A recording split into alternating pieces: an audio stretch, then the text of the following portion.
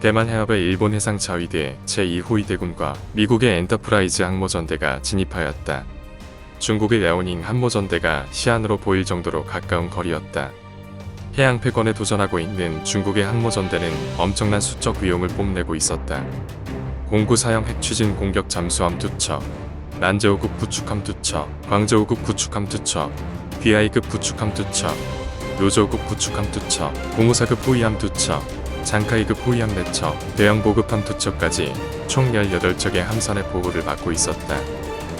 또한 최신 스텔스 함재기인 사양 J3의 38대와 초계기, 공중 조기 경보기, 그리고 내륙에서 날아온 젠 20대형 스텔스 전투기 20대의 공중 지원을 받고 있었다.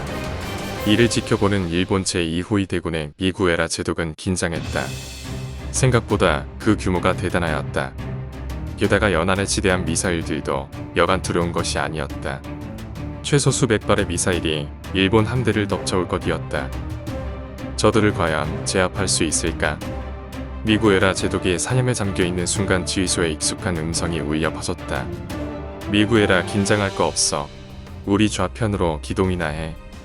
피트 사령관, 나이 10살이나 어린 놈. 미구에라 제독의 미간이 찌그러져 갔다. 오키나와에서 무료하던 피트 사령관은 시원한 바다를 가르며 전대를 이끄니 즐거웠다. 거기다 상대는 중국이다. 잘만 하면 더 높은 보직으로 갈 수 있는 기회라고 생각했다. 이때 레이더와 조기 경보기, 펜타곤에서 긴급 메시지가 날라왔다. 미국, 태평양 함대 엔젤, 블랙아웃, 데트콘 격. 로버트 제독은 그 PP의 규모를 파악하며 실 대원들에게 수색을 명령하였다. 다행히 USS 로널드 레이건의 뒤에는 생각보다 경미하였다. 외부 엘리베이터가 한 기 작동이 멈추었고 F-18 슈퍼 호넷 한 기가 손상되었으나 항공모함이나 전대는 다른 손상은 없었다. 이게 무슨 생쇼인가? 30분 후 잠수 수색을 하던 실팀에서 연락이 왔다. 수중 파편을 찾지 못했다는 통보였다. 그리고 연락이 두절되었던 잠수함 함장에게도 부신이 왔다. 제독은 사태를 파악해야 했다. 30년이 넘는 군 생활 중 이런 이상한 사고는 처음이었다. 로버트 제독은 우선 항모전대의 전지를 멈추고 조사에 착수하였다. 백악관에서 상황을 지켜보던 바이든 대통령과 참모들은 이런 상황의 당혹감을 감추지 못했다. 그러나 이내 평정심을 되찾았다. 강대국 미국만의 DNA가 발동한 것이다. 바이든 대통령이 참모들을 바라보며 말하였다.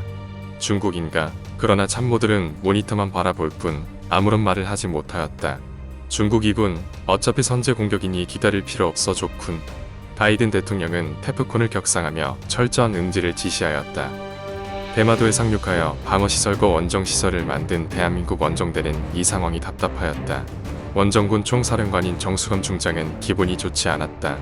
부하들의 숭고한 피로 만든 일본 본토 상륙 작전이란 절호의 찬스가 흘러가고 있었다. 이런 제기랄, 오키나와 기지가 비워진 지금 모든 것이 멈춰 버린 것이다. 그리고 청와대에서 전화가 걸려왔다. 중국은 당황하였다.